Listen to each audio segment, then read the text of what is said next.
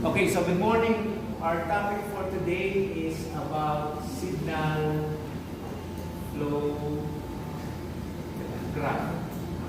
So we have an example here, a bit complicated.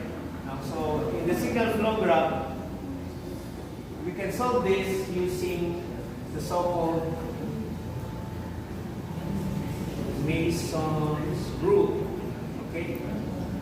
So we discussed earlier. So, ano ba ang kailangan sa Mason's rule? Anong formula? C over R. Ano ba? Summation of T or P, no? K, delta K over delta. No? What is the meaning of this? Ito lang po ay ang